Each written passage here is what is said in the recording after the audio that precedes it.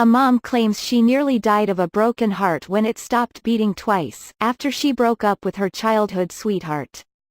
Helen Ross, 38, was devastated when her relationship with her first love fell apart but threw herself into her modeling work.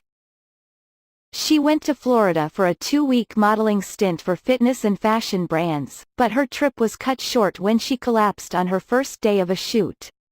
Her heart stopped again in hospital and doctors diagnosed her with stress-induced cardiomyopathy, known as broken heart syndrome.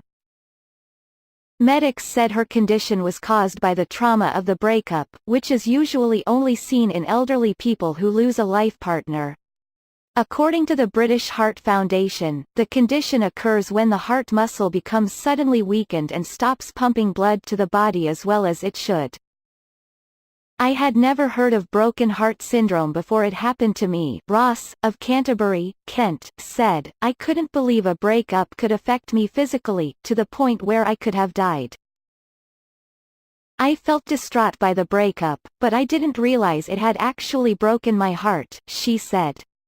Ross, then 26, broke up with her boyfriend of 7 years, Andy, in July 2006.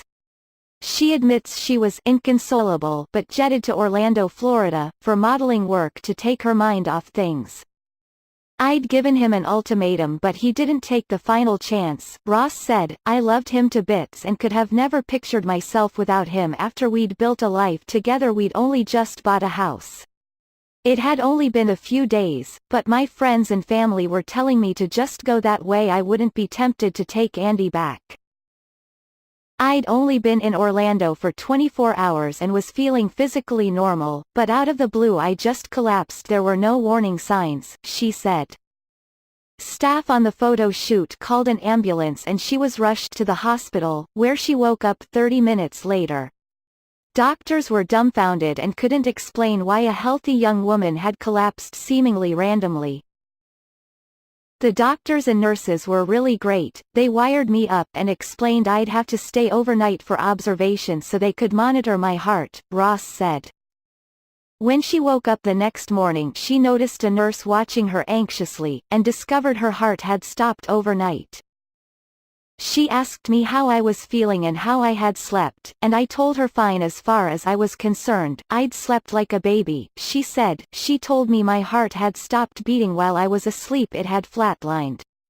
I was shocked and couldn't believe it had happened while I was asleep. I could easily have died. But weirdly, by the time the doctors had come rushing in with the defibrillator seconds later, my heart had started up again by itself," she said. "They called it potluck."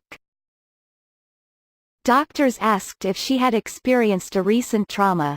"I told them how hard the breakup had been for me, how devastated I was, and they nodded and immediately said it was to blame," she said. "I had no idea that this sort of thing could happen, but they explained it isn't entirely uncommon in elderly people who lose their life partner, but it was rare in someone so young.